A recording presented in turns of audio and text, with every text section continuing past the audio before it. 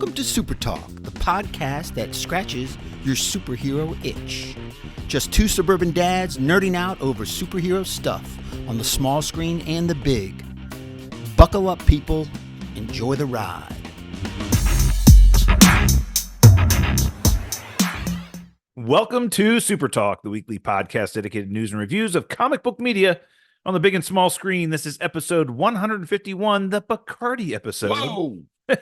I'm your host, Brian Professor Pedersen. With me, as always, my illustrious co-host, Titanium Tony Estrella. Professor, we've been traveling, and it's been a while. It's been a while since we put an episode together, but there's a lot going on. As Aaron Lewis from Sane said, it's been a while. Yeah, it's been a while. That's right. But yeah, look, we're at that stage in life where sometimes life gets in the way of all the fun things you want to do. I know you were traveling. You were in Florida. I was out of town for a couple weeks. I was in Alabama last weekend visiting my son. So yeah, I mean, it's been a long time. But look, we got a lot to catch up on. Let's get to it. And yeah, we got a lot to talk about because there's been a lot going on. Before we get started, let's thank the listeners that bring the show to you, our patrons. Patreon.com/SuperTalk is how you become a member. If you want to help support the show directly, join the patrons. Patreon.com/SuperTalk is how you become a member. Let's get into the reviews. And before we get into the reviews, Fester, I'm as you can see, I'm wearing my Comic-Con. Yeah, we got to go over that. My Comic-Con jersey.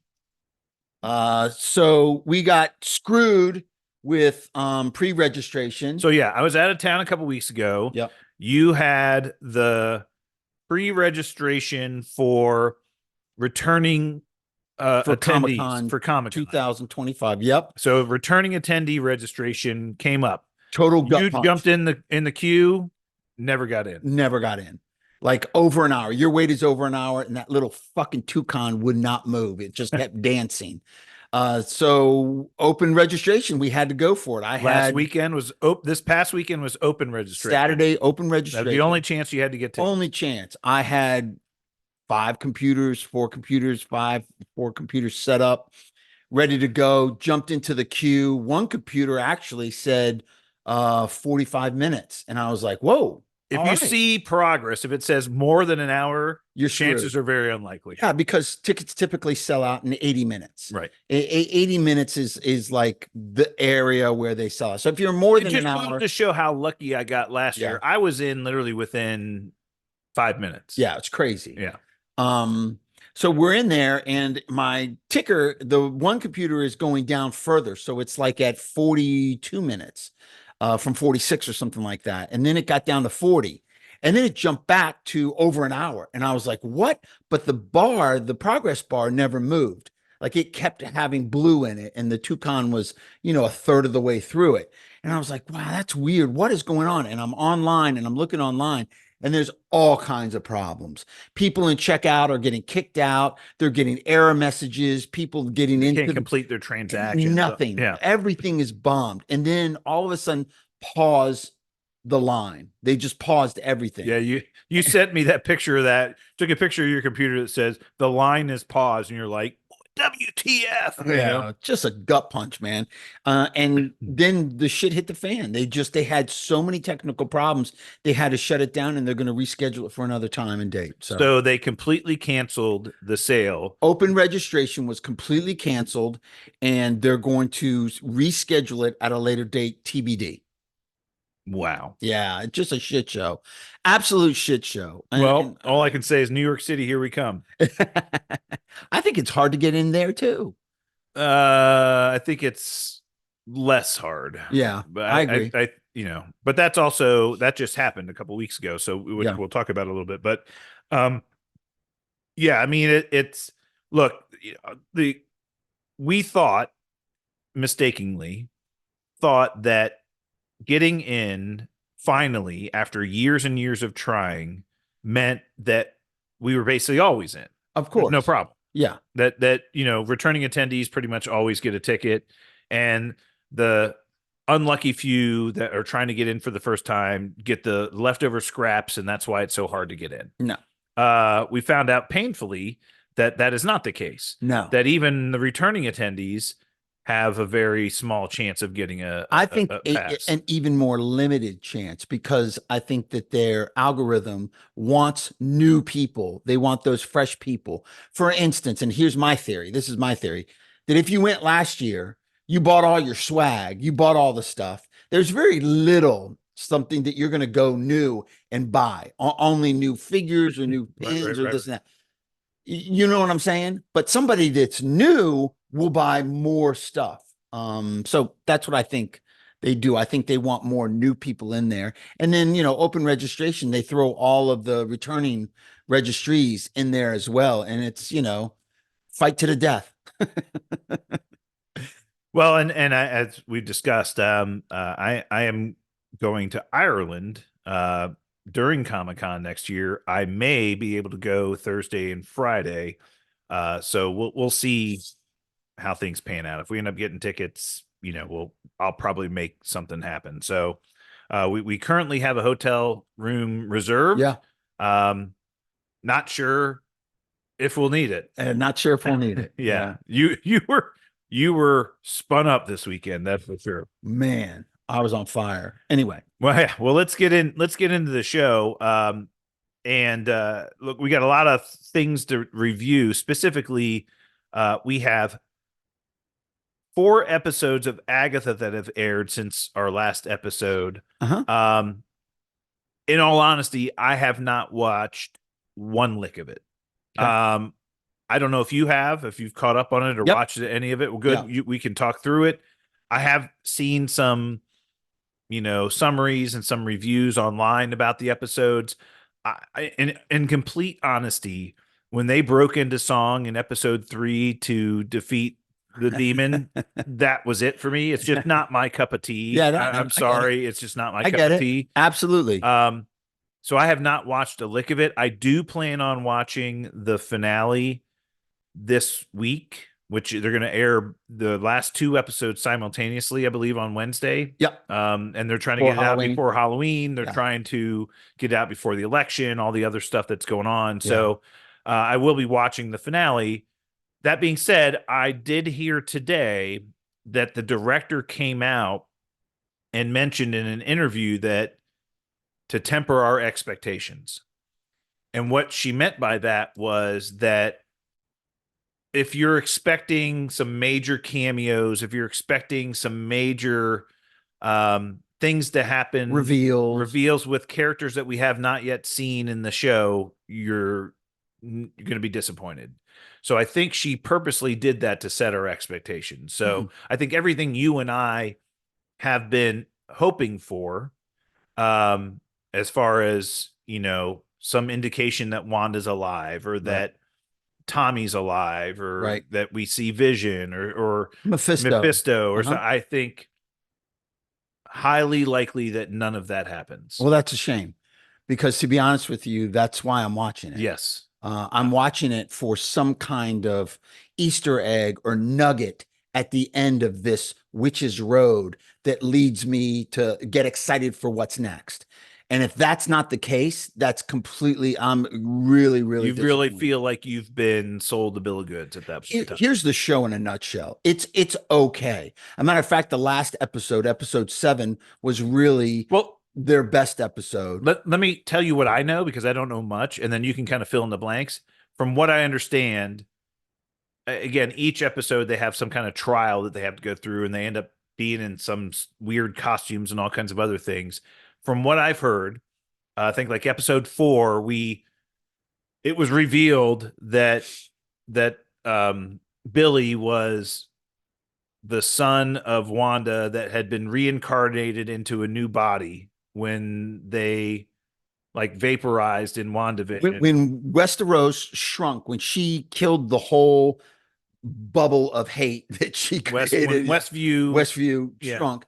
When that happened, a car accident simultaneously at that same time hit a tree and the kid died. And when Billy's spirit or Billy's reality went into him and became. So that's why he's in a different body. And that's why he's so much older is that the spirit of Billy went into the body of a boy a teenager who had just passed away. Or the reality of her son that she created went into this kid that passed and at that moment. And he had this overwhelming need to look into like the occult and witches and things like that, Yeah, right? things didn't make sense. Like he couldn't remember his past and things. So he was a little off put. Right. And then that's kind of, And then like Wanda's crown like ended up on his head at the end of the episode or something, and it was a form of her the crown, Scarlet the Witch reveal crown. that, yeah, that he revealed that he is who he is.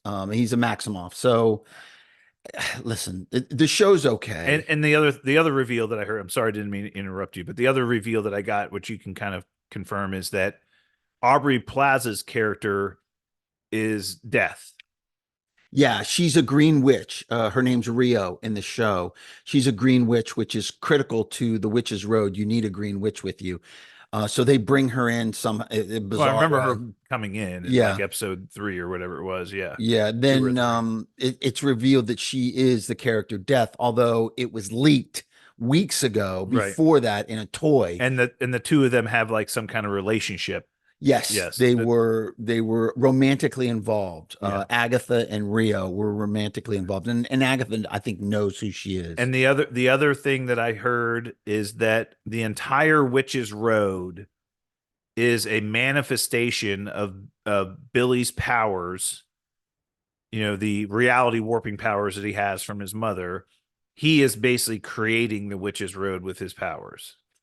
I don't get that yet. Okay. Yeah, because there's allusions. They all know what the Witch's Road is. There's legends of the Witch's And Road, that's what he's made it and up. Agatha has claimed to already has been on the Witch's The Road. real Witch's Road. Yeah, yeah. So I'm not really sure if that will come to fruition or not. That might be a fan theory.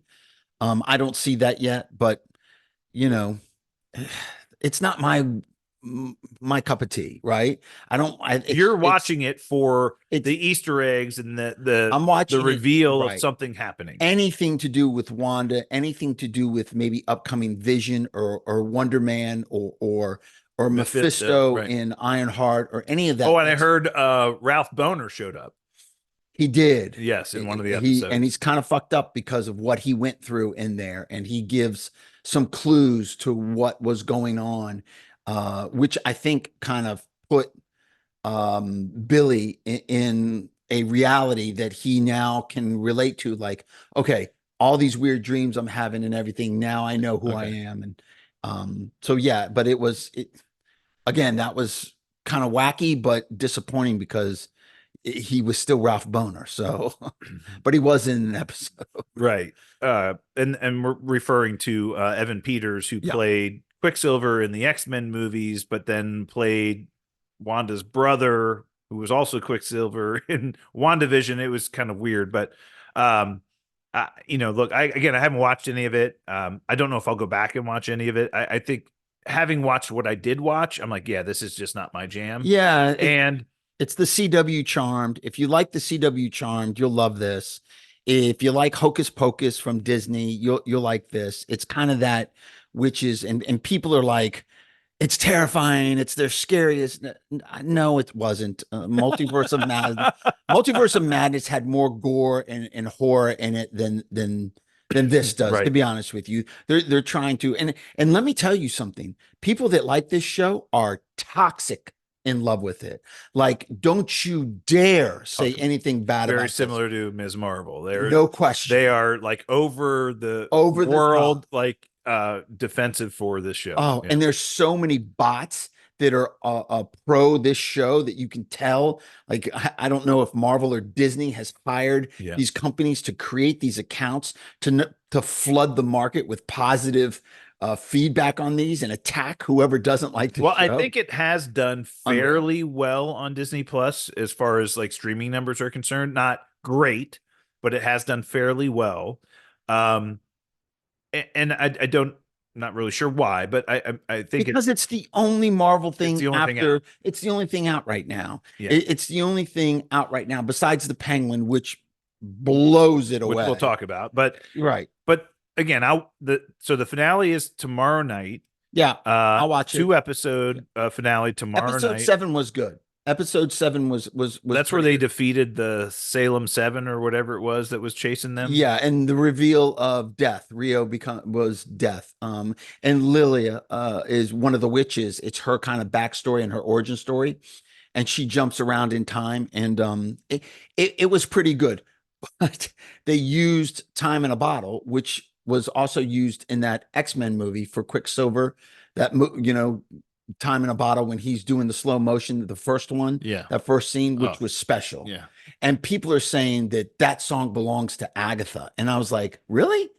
Because that song was in the Quicksilver when they were breaking Magneto out of. That's one of the greatest superhero scenes in any superhero movie ever. When he's running around the walls of the prison kitchen, He's moving and bullets. he's like moving and he's like hitting people in the face with stuff. Yeah. And yeah. That's one of the greatest scenes ever. And people remember that scene. How long ago was that? That was years ago. 10 years at least. And people still remember details. 2014, I want to say, is at least 10 X-Men years. First Class. And people remember details of that scene. No one will remember any details of this show during that. I mean, I don't say no one, because there's going to be some fans out there that will explode and they're going to love that. But listen, people, that song "Time in a Bottle" belongs X-Men to that. First Class was 2011. Wow. So 13 years ago. And people still recognize that song from that movie. I guarantee you 13 years from now, no one will remember. Sorry, not no one. There will be a handful of people that remember. But come on, don't be silly. So we'll get the finale. We'll talk about it when it comes out. Again, I was really, really hoping for some kind of direction or I'm still going to cross my fingers for that. And I am too. The only thing that I heard today, and I just heard it today, was that the director was interviewed and was tempering expectations around any cameos or major reveals. And I think it was to make sure that the audience wasn't disappointed.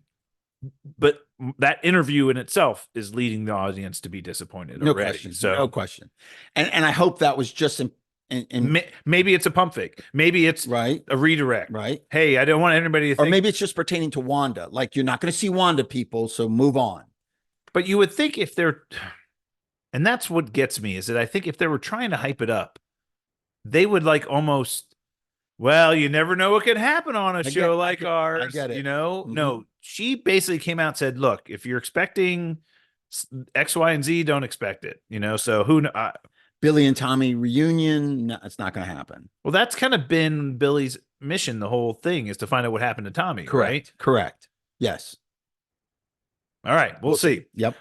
Let's talk about the show that that I am actively watching that we both really love, and that's Penguin. 4 episodes of that show has come out since we last did an episode. I'll give a brief summary of those 4. Episode 3 was really Sophia and Oz working together to take the bliss that she got from the prison on the mushrooms and build their own distribution network. And they were actually working together. And Sophia reluctantly was working with Oz because the family wouldn't trust her, didn't want to give her time of day, and wasn't going to work with her. So Oz was like, let's just do it ourselves. They start to set this up. And at the end of the episode, the Maronis find out what he's doing and basically double-crossing the Maronis. And they try to kill Sophia and Oz.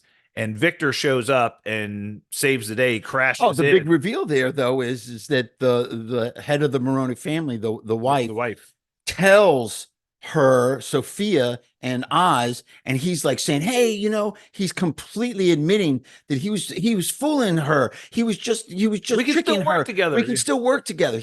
And she's looking at him like, you motherfucker, you totally double crossed me. And then she reveals that it was him that killed her brother. And it's like, oh, you didn't know. It was Oz that killed your brother and blamed it on us.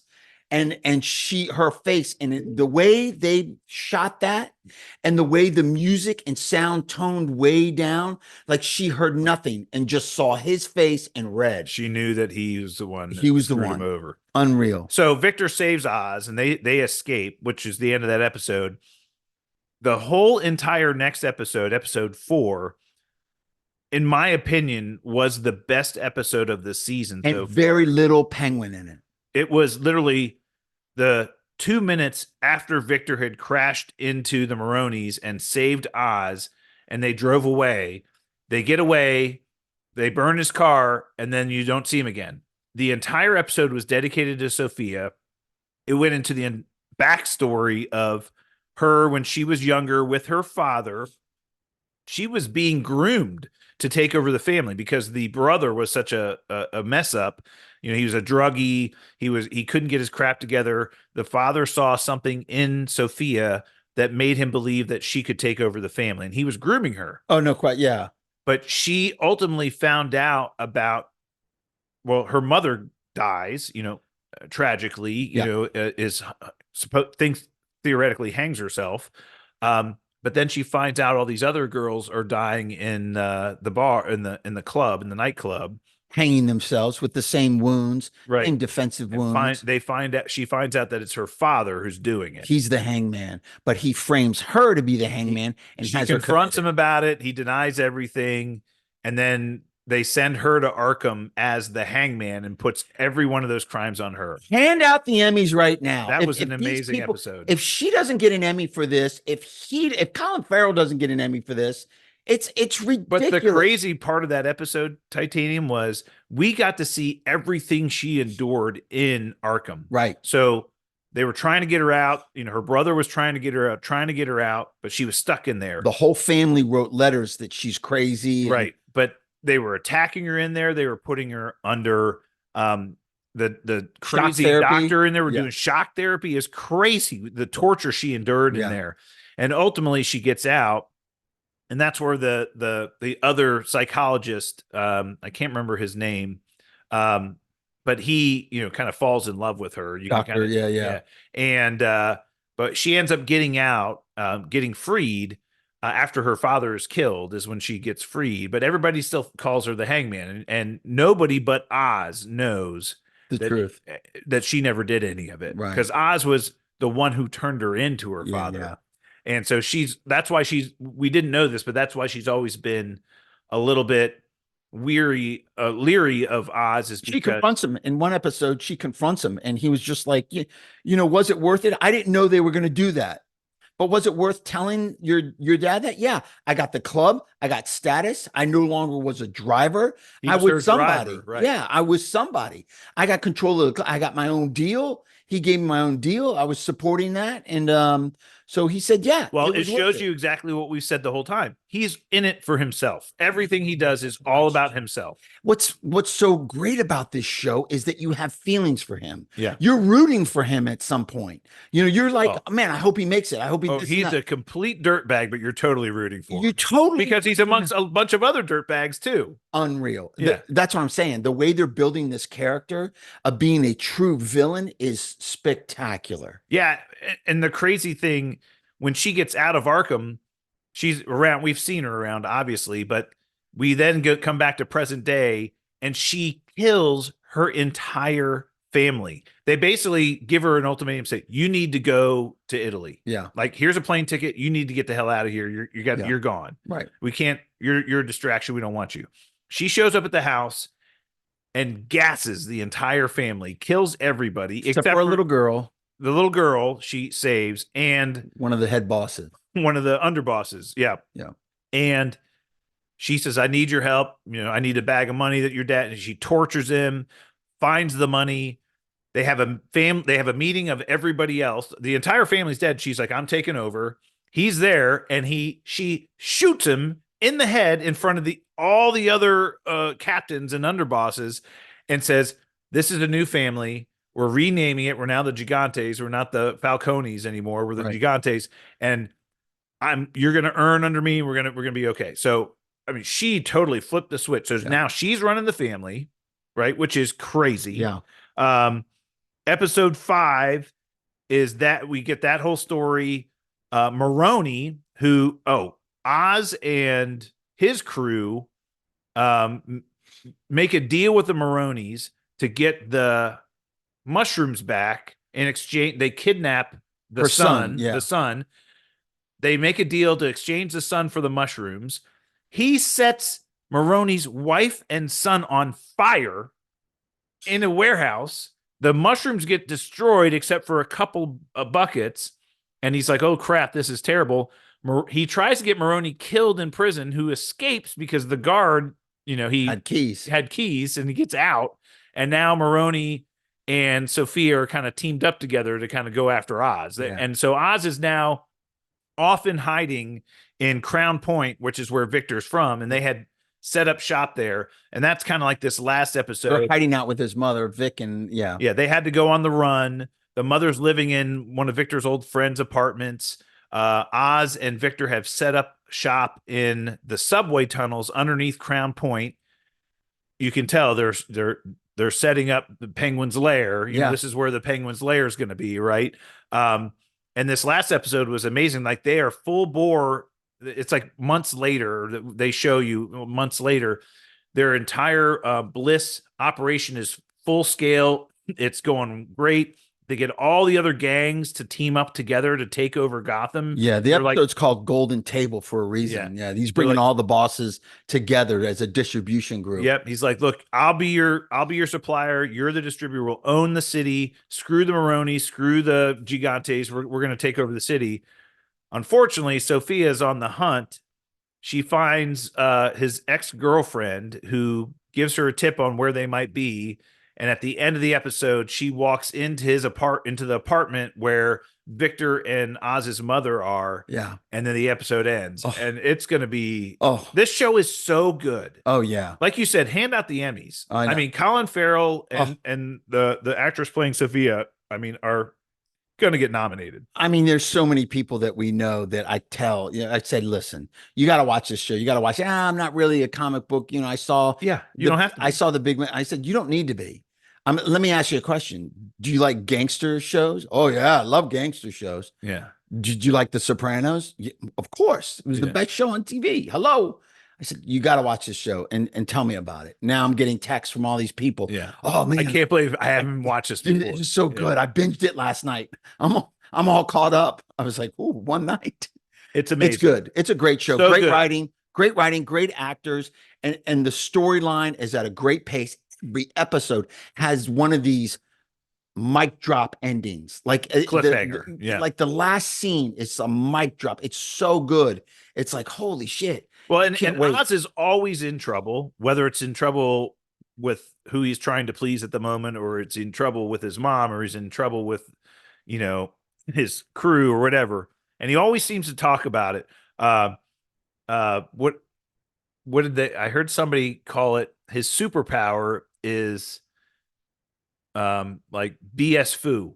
Like, instead of kung fu, it's BS foo. Like, he bullshit his way out of everything. He's got BS foo. But you have to give him props because he does think ahead. Oh, he is meticulously masterminded all. He is a mastermind. Yeah, he's masterminded all of it. But so is Sophia.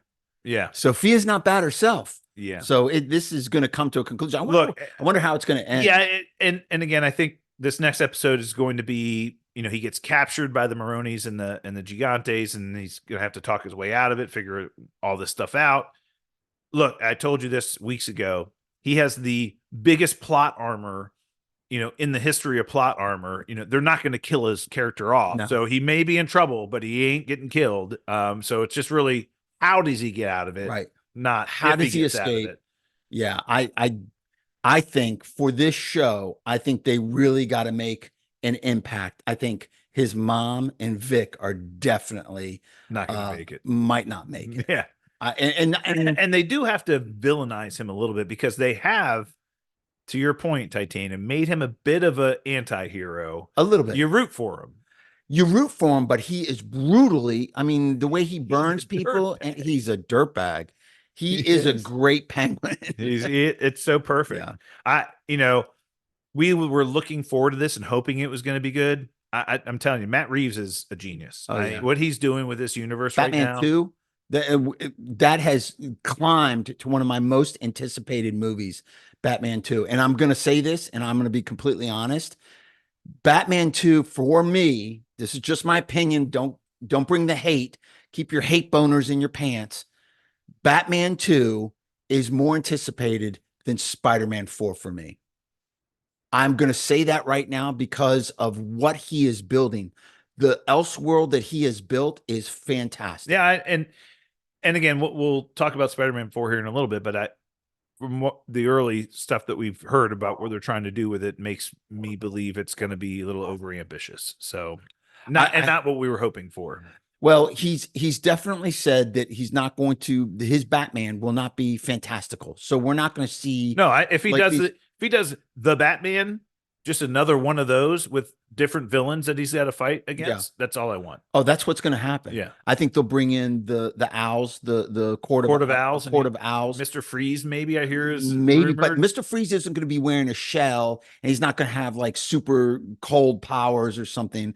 I think it's going to be fantastical. I think he's going to be still very grounded, like the Penguin, like the Riddler, like the Joker in prison with deformities instead of an actual clown. It's going to be, I'm put my trust. It's like James Gunn. In James Gunn, we trust. I know. Matt Reeves, we trust. Look, this show has this. So what I'll say about the Penguin is this is the type of world building I think you and I were hoping for from Marvel when Disney Plus was first launched. Yeah. This is the type of world building. Create new characters or embellish characters that we don't know that much about and make us care about them, whether we care in a good way or a bad way about them. And that's what they're doing with this. And again, we don't have any confirmation on this yet, but we hear that he's doing another series on HBO Max on Arkham, an Arkham series. And if Matt Reeves is doing it, I'm all in. I'm all in. It's going to be great. Again, this show, you and I, we talk about it all the time. We look forward to it. We can't wait till it releases. Every time we watch it, we text each other like, this show is so awesome. Oh, it's awesome. Yeah. And I set aside a night where this is what I'm doing. Don't mess with me. Agatha, I'll catch it when I catch it. It's one of those things. Like I'm not going to stay up all night watching episodes. Like, I'll probably watch it Halloween night just to catch up on it while I'm giving candy out. Right. Yeah. All right. Well, let's talk about one more review. We do got a lot to go over today. You were able to see Venom: The Last Dance last weekend.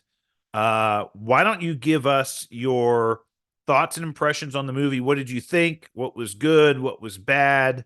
I know there were a couple of post-credit scenes, and then ultimately, like, kind of what does this mean for the Spider-Verse, the future of the character? Did you learn anything there? This out of the three was probably the second best.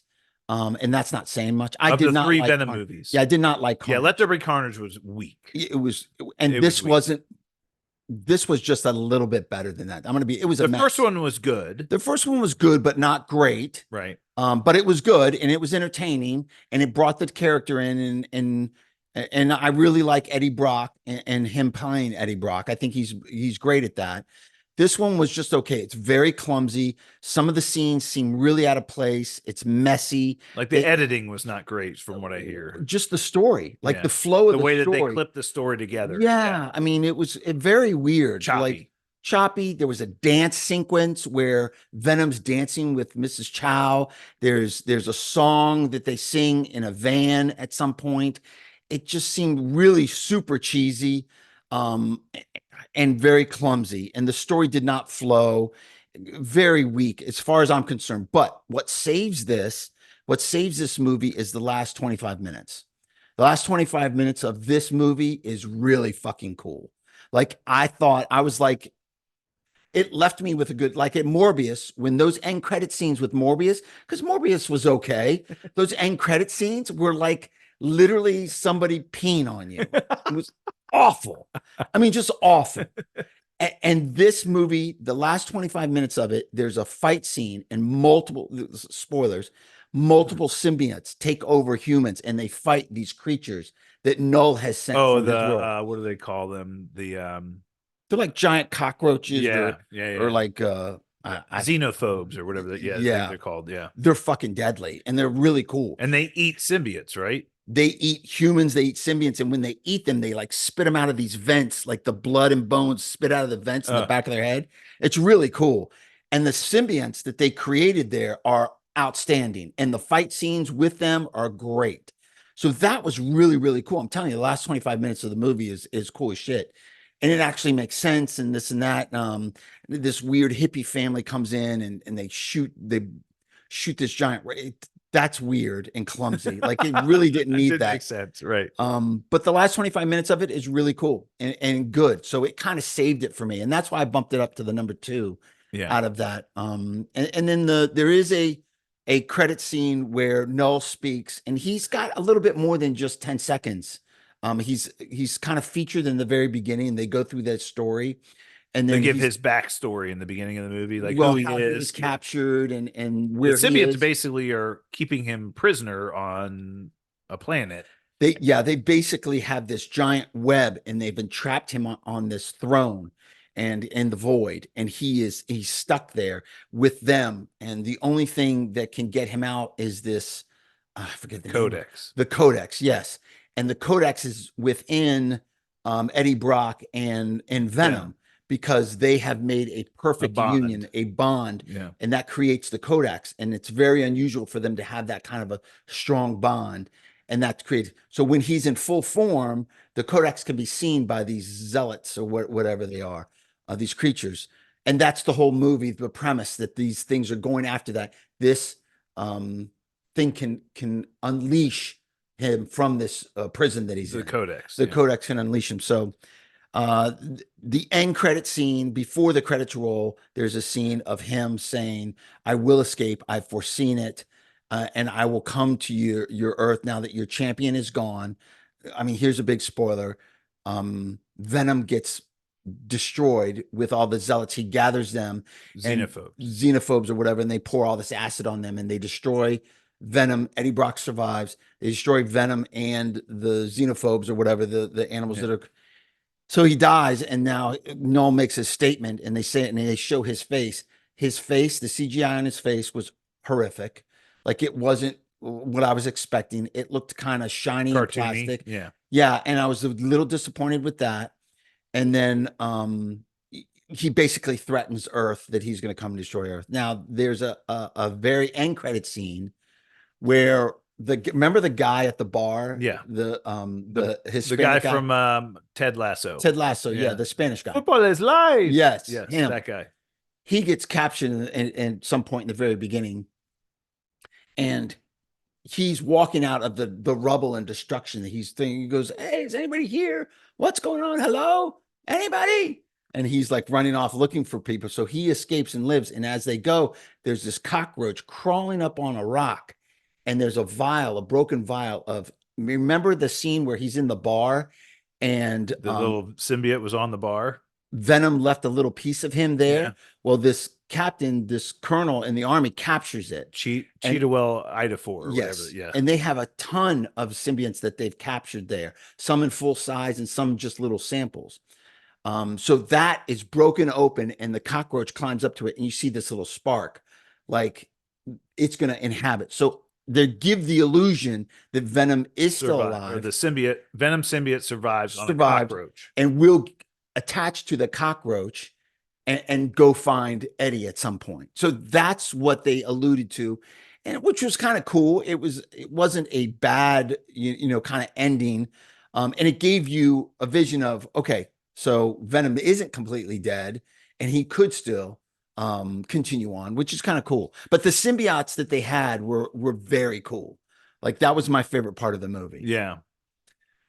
We'll see. I don't know what this means for this. I mean, again, we've heard all the rumors that Sony is shutting down their Spider-Verse, that, they're cutting their losses. I think, I mean, we have Kraven the Hunter later this year.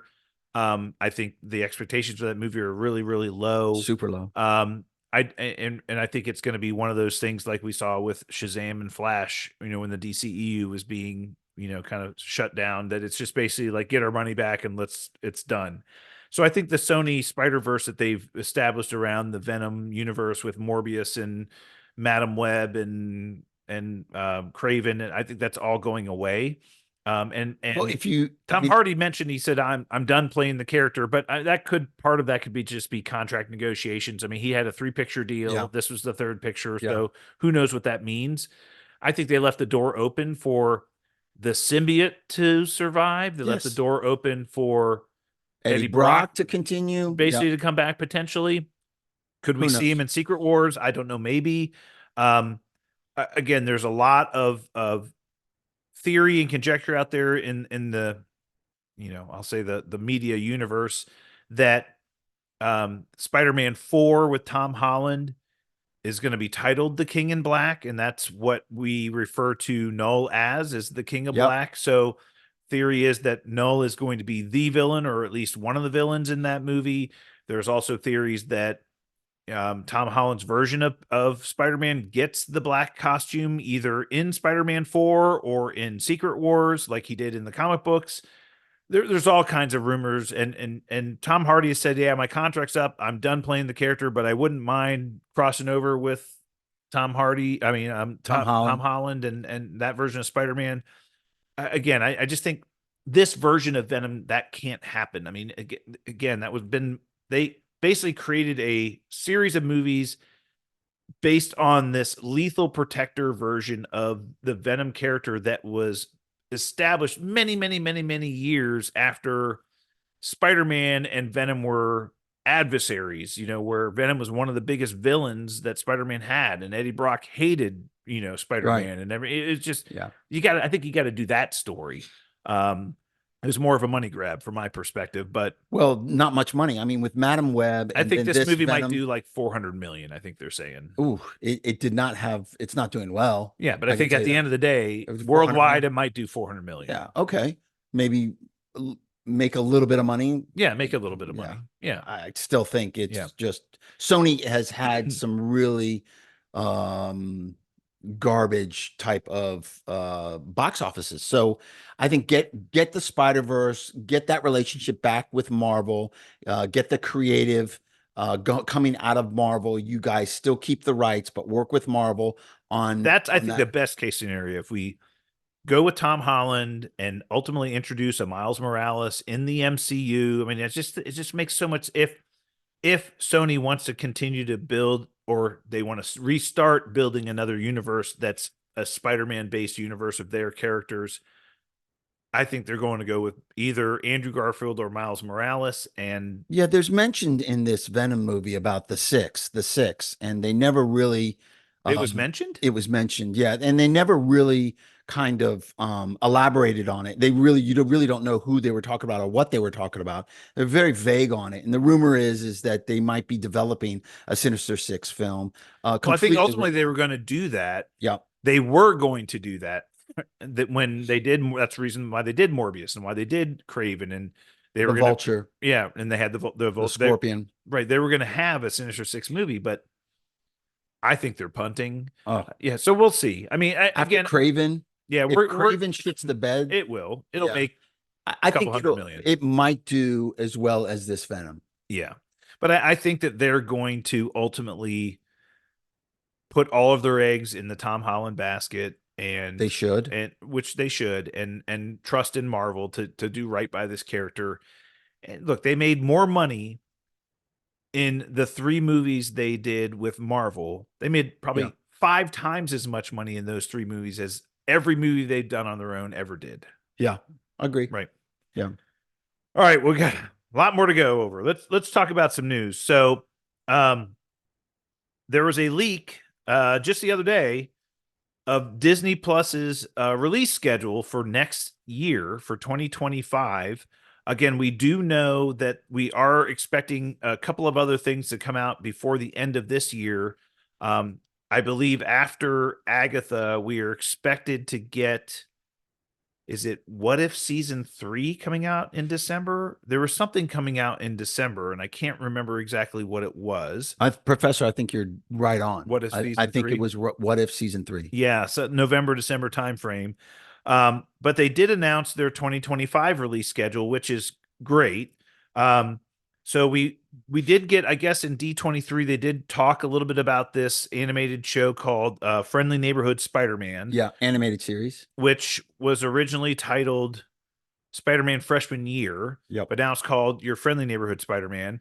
That is being released to Disney Plus January 25th of 2025. That which is great. That's early for turn the clock and let's go.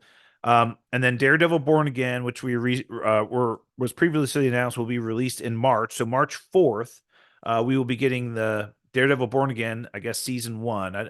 They're talking about doing multiple seasons. I think originally it was supposed to be 18 episodes, and then they brought it back to like 9 episodes. So we're going to see the first season of that in March. And then test screenings have been very positive. I think I heard a rumor about that. Yeah. Look, from what we've seen in some of the behind the scenes stuff, I mean, with the Punisher coming back and Kingpin, and I mean, it's gonna rock. Yeah, it's gonna not be awesome. Echo Kingpin, but the Daredevil Kingpin. Same character, but more brutal. Yeah.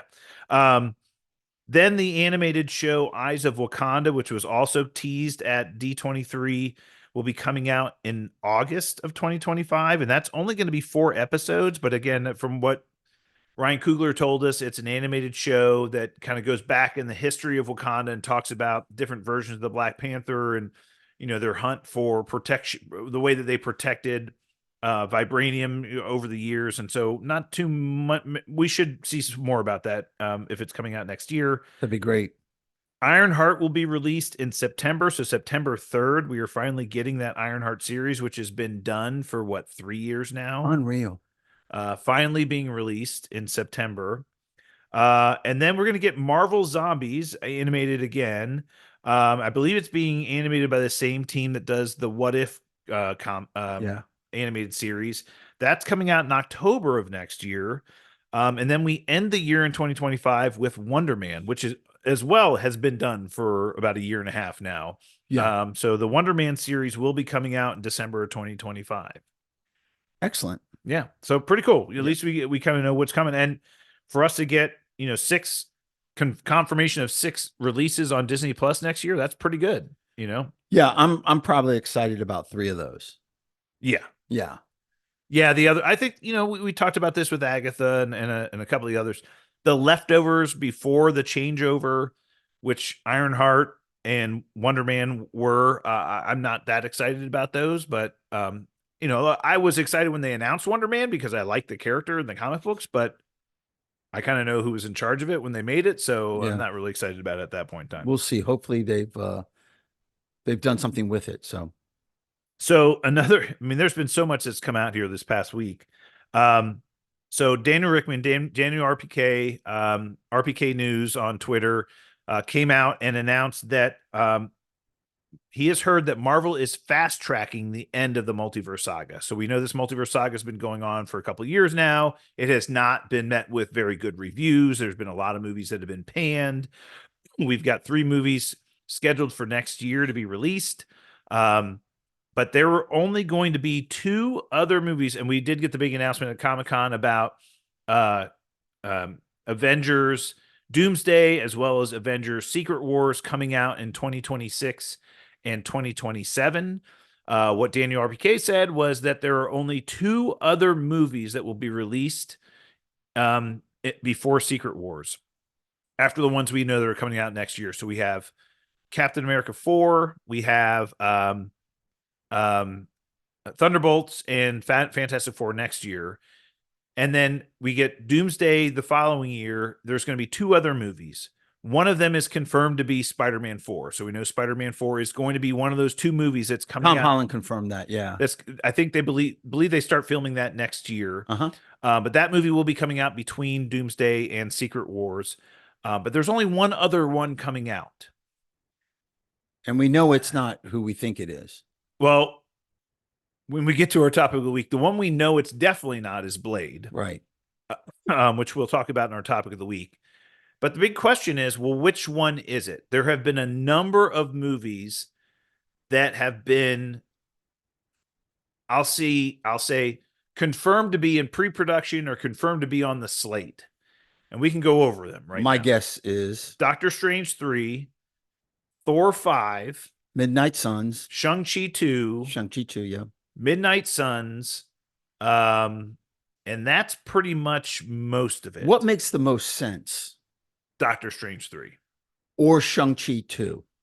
I think that the reason why I don't think it's going to be that one is because the director, what's his name?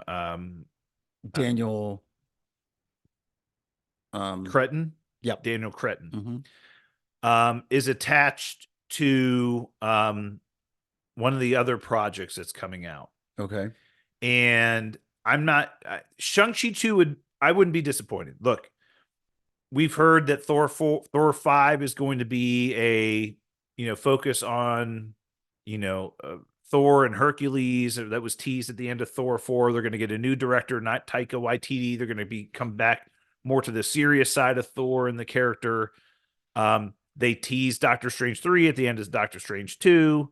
I think they are probably, my feeling that would be the movie is because it is a multiverse based movie. Yeah. There's an incursion going on in Clea comes out and says you created an incursion or whatever. Right. And that being a multiverse kind of plot point makes me feel like that's going to be the one they focus on. And I believe Doctor Strange is going to play a big role in Secret Wars as he did in yeah, because that's the key. Like who's going to be what character is going to be a bigger role in Doomsday and more importantly Secret Wars? Like what pivotal character? Yeah, and I think it's Doctor Strange. And Doctor Strange is a good one. Shang-Chi 2 I think is good because I can't wait to see him again. I mean, I'd love to see that movie. Me too. I think the rings have a key role in what's going on in the multiverse and how that is all going to play out. I think those two are our biggest bets. I think Midnight Suns is something that they could do after Secret Wars. I would like to see Midnight Suns come out and bring in all these characters. So we'll hold Midnight Suns. We'll talk about that here in a minute. There have been some casting rumors recently that I do want to speak about. So a couple of weeks ago, we did get some kind of confirmation that Henry Cavill was in talks for a role in the MCU, undisclosed, not the Calverine, right? Yeah. The version of Wolverine that he played in Deadpool and Wolverine, but that he was in talks to sign with Marvel for a new role. A lot of us and a lot of the fans out there have cast him as Captain Britain, hopefully in some type of, that was my guess. Maybe an Excalibur based movie or something. Right. Look, you and I love Henry Cavill, love what he did with the Superman character, would love him to be in the MCU, and whatever role they decide to put him in, I'm happy with. Yeah. So that was one of the rumors that came out. The latest one that just came out the other day, again, Daniel RPK leaked this one, that Marvel was in talks with Billie Eilish to play a big character in the MCU. Rogue? Maybe. I again love Lady Gaga, but to put her in that movie, I mean, that was a big FU to the industry by Todd Phillips. It really was. That's what that was. I'm sure it was. The Folie d'Oie or whatever. That was the joke. We're talking about the Joker movie, which neither of us seen, by the way. And I'll wait for it'll stream. Yeah, streaming. I'll watch it streaming. But yeah, I don't see her playing a serious role. I don't even know if she can act. So I don't think you put such a major character like Rogue or someone like that, or Kitty Pryde. Yeah, who knows? Kitty Pryde. I don't think you put her in that role. You need somebody with acting chops. Period. It would not be the first time they have cast a very popular individual in a role that did not suit them. Okay. Yeah. So, well, you know what? Maybe I'm wrong. Maybe she'll kill it. Maybe they're still grasping for that demographic. You know what I'm saying? They are. And I think they'll come. The demographic will show. Just stick to the comic book material. Right. Put great actors in great roles and they will come. Yeah. So, as I mentioned earlier, New York Comic Con was a couple weeks ago. Yeah. Not a whole ton came out during New York Comic Con, but we DC was there, and they weren't at Comic-Con in San Diego. No, James Gunn showed up. James Gunn was there. He was, as well as the Russo brothers were there, did a bunch of interviews, talked about their filming schedule for Doomsday and Secret Wars. But James Gunn was there and did a lot of announcements. And one of the big announcements was Creature Commandos, which we heard was going to be the first series in his new DCU, is coming to HBO Max in December. Yeah. So that's, I don't know if you watched the trailer. It's awesome. It's great. Yeah, it's great. It's great. It's really cool. And the voice actors that will be, and it's animated, the voice actors that will be voicing those characters in the animated show will play those characters in live action. That I love that continuity, like that type of continuity between voice actors and real actors in live action. I think that's brilliant. Yeah. I think that's really and smart. some of them, like David Harbour's one of them. Yeah. Frank Grillo is one of them who Yeah. played. He plays Senior Flag. Yeah, the senior Rick Flag Senior. Yep. But Frank Grillo, more famously, Crossbones in the Captain America movie. Yeah. But yeah, so there's some familiar characters there, actors there. But yeah, I mean, it looks great. The other one was he did do a little teaser for Superman. They did show what was it, an Instagram post or something of Superman sitting on the moon with Krypto. Yeah. Which basically confirmed that Krypto was going to be in the movie, which Yeah. everybody had kind of assumed was going to be based on some of the behind the scenes stuff they had seen. Look, I know they're working hard on getting that movie out. I do believe we're probably going to get a trailer for that movie around the holiday time. I would think, they're going to at least get a first teaser out there. If that movie's coming out in July, I think they want to kind of at least tease us a little bit. Yeah, he never confirmed that, but I would think December would make sense. Yeah. What other Super Bowl maybe? Super Bowl would be big. Yeah. I think probably that might be a better choice. Yeah.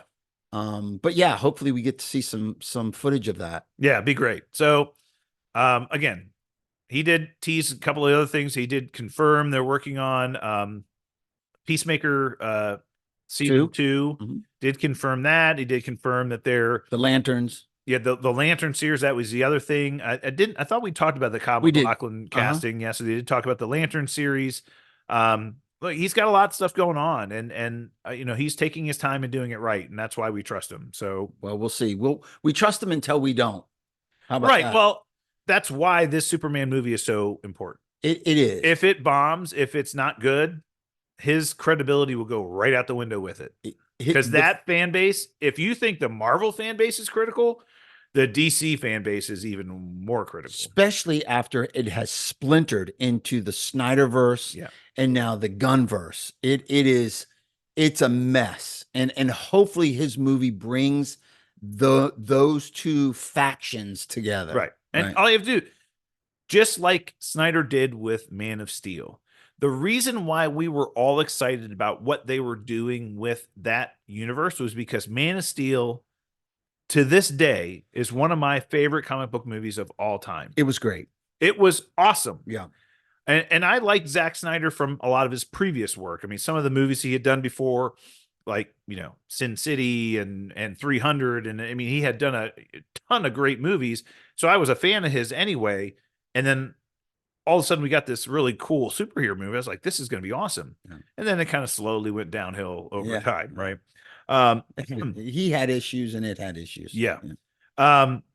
So Captain America 4, Brave New World, has been going through some test screenings. Early test screening reviews are not favorable. It's a mess, they say. Yeah. It's a shit show. How do you mess up the Red Hulk? I mean, we'll see.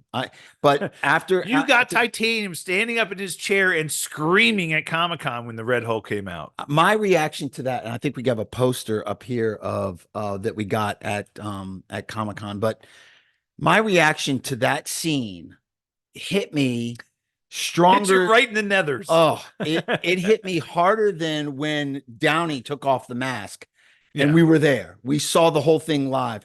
I was like, holy shit, Robert Downey Jr. Oh my God, and we were. But the Red Hulk scene hit you. The Red Hulk scene, I lost my shit. It was because it was It was what it's you wanted. what's the Hulk supposed to be? Savage, brutal, screaming into the mic. It was great. And I hope we see more of that. But Well, and again, I think the reason they do these test screenings is because they still have time to do some editing. yeah. And hopefully they're using this feedback to edit the movie or do some reshoots or whatever they have to do. I mean, this movie comes out in February, so it's not like they have a ton of time, but they do have time. Yeah, I mean, Anthony Mackie has to prove himself that he can carry a movie on his own as the leading man. Yeah, granted, he had a series, but that series also had Bucky Barnes and other people in it. So I'm hoping that is true, and I'm hoping they clean their shit up before. But so far, you're right, Professor. This does not look good for that movie. Yeah, and which could lead us to believe why they're fast tracking the end of this thing. So who knows? Thunderbolts is something that might be a sleeper for us. That one, If it gets Century right, I'm looking forward to that. me too. That trailer was pretty good. It was pretty good. And I love watched it. Florence Pugh and all the other Yeah. actors. Frankly, I mean, they're and the fact Bucky's in it, I love Sebastian Stan too. Yeah. So I think that could be a sleeper good one. I think that's a sleeper. I'm gonna call it. Yeah. I think that could be a sleeper. Yeah, But well, let's hope so, right? I was looking forward to Captain America 4 more so than that. Now that's reversed. Yeah, Yeah. I agree. We did get a official teaser from Amazon for Invincible season 3. Let's go. And they did the same thing last year and gave us like I'll say a 2-minute trailer teaser. It was basically Mark and what's the guy's name with the glasses who runs the Oh yeah. sitting in the diner. Yeah. They're just talking. Mark, what are you doing? Why aren't you training and all this other stuff? And he's I'm doing this. I'm doing voice work. I'm doing animation. I'm doing all these other things. Right? It was really cool. But the biggest part of this announcement is we got a release date, February 6th. New season comes out.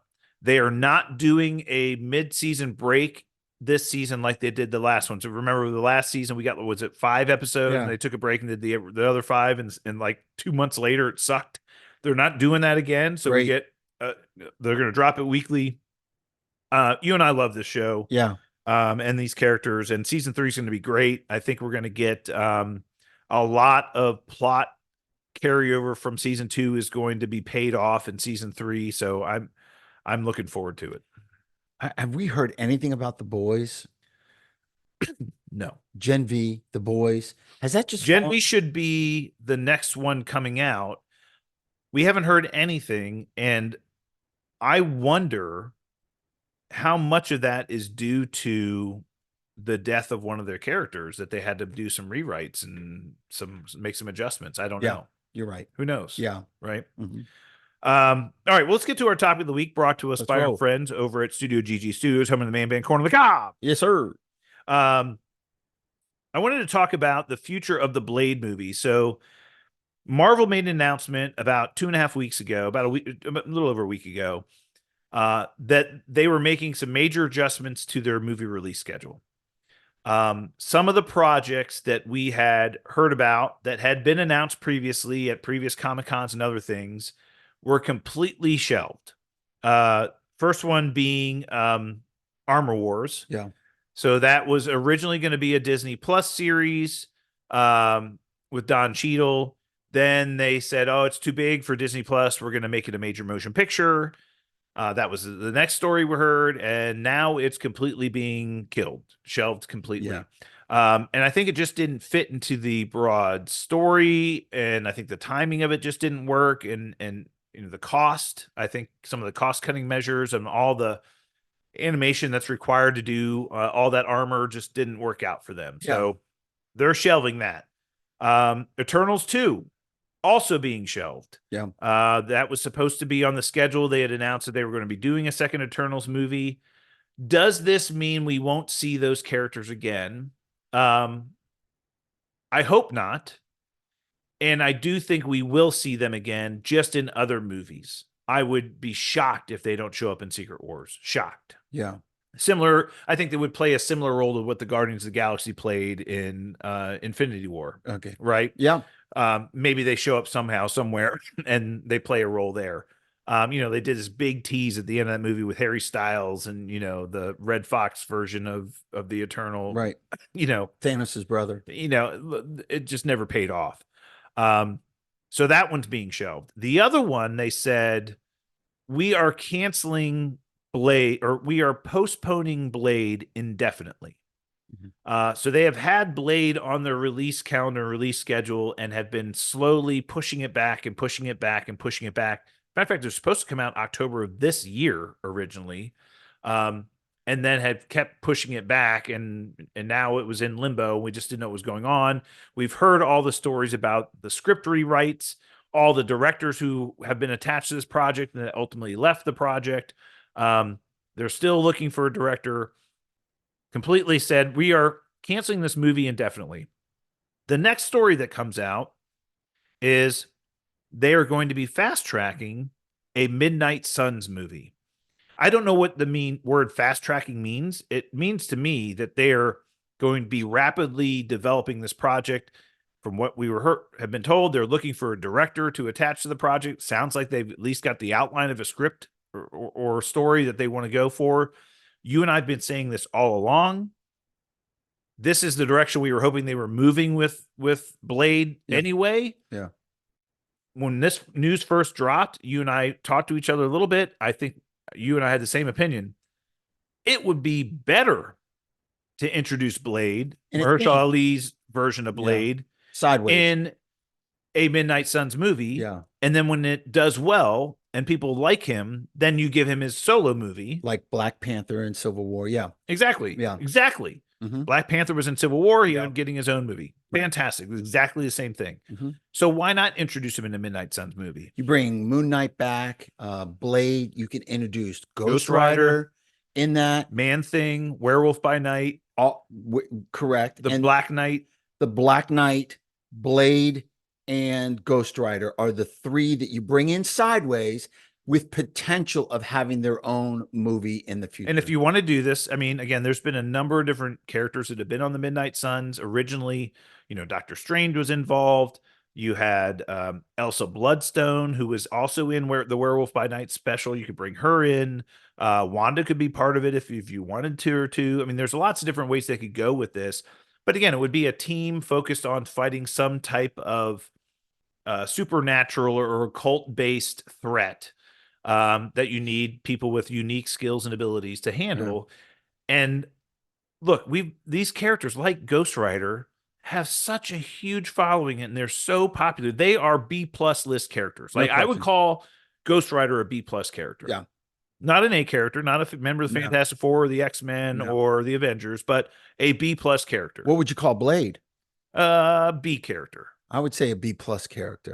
Well, I would say Wesley Snipes made him a B+ character. No question. He was not a B+ character before Wesley Snipes. Do you think the pause or the shelving of the Blade solo movie with Mahershala Ali had anything to do with Deadpool Wolverine and the popularity and the of Wesley Snipes, of him potentially being in that? bringing back Wesley Snipes in Secret Wars, maybe not just bring back Wesley Snipes, but how well received Wesley Snipes was in. But why would you shelve it then? Why wouldn't you even fast track it even more now? But switch out Mahershala Ali with Wesley Snipes? No. I'm just saying, well, they love the Wesley Snipes version. They remember how great it was. Maybe we should get this other one going quickly. I'm just saying the tension between Wesley Snipes and Mahershala Ali. Is there tension there? Not between the two, but for fans. Oh. We're so drawn to that Wesley Snipes, and it was so well received in that movie. I mean, it was one of the highlights. Only been one Blade. Exactly. So still motherfuckers trying to ice skate up hills. Here's the way I look at it. And again, the other side of this story is that even after this rumor that the movie had been postponed indefinitely and that they were going to be fast tracking a Midnight Suns project, then Daniel RPK came out and said, au contraire, from what I've heard, Blade is on track to begin filming next year. So hold your horses. Oh. Now they said it's going to begin filming next year, but it's not planned to be released until after Secret Wars. So this Okay. will be one of those projects that comes out after Secret Wars. I think they do the Civil War with the Black Panther. I think you bring him in on a team. You bring him in on a team that multiple characters are in. And how do you not love that team? You've got enough forgotten characters. Right. What I mean by forgotten characters, Black Knight, Werewolf by Night, yep, Elsa Bloodstone, Moon Knight, yep. Man-Thing. You have these characters you've already introduced. We haven't seen head or tail of for 2 years now. Right. Mm-hmm. Let's bring those characters in and put them on a team. Introduce Mahershala Ali as Blade. Do a massive casting of Ghost Rider, have that person, and then you put these characters together on a team, and then whichever ones resonate the most with an audience, give them a solo film. Consider a solo film. Absolutely. Right? Absolutely. I agree with you 100%. That makes sense. The reason why Black Panther got a solo film was because of how well Chadwick Boseman's version of that character was received in Civil War. Absolutely. Well, I think they had plans on it. Yeah, but fast tracked it to be like, okay, we got something here. Yeah. This guy's a phenomenal actor. His interpretation of this character blew people away. How can you not? So I agree with you. Yeah, absolutely. So that would I still think the Wesley Snipes thing, and I don't know why I can't get this out of my head. The tension that it caused between what they were planning for Blade and then how well he was received in that movie, I have to think that it had something to do with it. This project has been snake bit from the beginning. They announced this at Comic-Con in 2019, 5 years ago. Wow. They gave Mahershala Ali a bag of money to be attached to this project. They've gone through 3 directors and multiple scripts, 3 to 4 scripts. Yeah. From what I hear, though, the latest script Mahershala Ali likes, and they're ready to kind of move forward on this script, this version of the script. They just need a director. And again, some of the other actors and actresses that have been attached to this film are still rumored to be attached to it. So maybe that's what this new script is, Titanium, which would make so much sense, is instead of it being a Blade movie, they said, okay, let's just take the framework again. We heard the kind of maybe potential of the Lilith character. Don't want to go into Lilith. It's a long story, but the Lilith character being the big bad, or Dracula, well, I think that would be more of a Blade movie, but Lilith would be, more of a kind of a big bad for a Midnight Suns. Like the original Midnight Suns comic book run, when they started the Midnight Suns in the comics, they were fighting against Lilith. Well, so then you've got the story there, the framework of a story to tell. A Blade movie called Midnight Suns with other characters. Is that what you're saying? How about Blade, Midnight Suns? Yeah, right. I like it. He's the main character. And he doesn't have to carry the whole movie by himself. No. He can be the star, sure, but he doesn't have to carry it all by himself. Kind of like Captain America Civil War, just do Blade, Midnight Suns. Yeah. Or the Dawn of the Midnight Suns, or whatever, something like that. There's too many other good characters that you could use. And you've already introduced these characters, and you haven't done a lot with a lot of them. A special presentation with Man-Thing and Werewolf by Night and Elsa Bloodstone. Moon Knight had one season, one of my favorite shows on Disney Plus. So yeah, I'd love to see that. Black Knight, you introduce, you have a huge actor Kit Harington attached to that, Kit Harington, and you don't. Well, that doesn't mean everything. You have a huge character attached to somebody that was in Secret Invasion, a huge actress attached to a character that I hope I never see ever again on a Marvel screen. Wow. The most powerful being in the universe. That's ridiculous. It's just so ridiculous. Who's still out there? Like no closure on that character whatsoever. None. It's crazy. Yeah. Anyway. All right, Professor, let's ring the bell. Great show. School's over. That's it for us this week. We'll be back next week for more Super Talk. To get in touch with us on social media, hit us up via email, supertalkpodcast@outlook.com, or @supertalkpod on Twitter. Until then, stay super, everyone.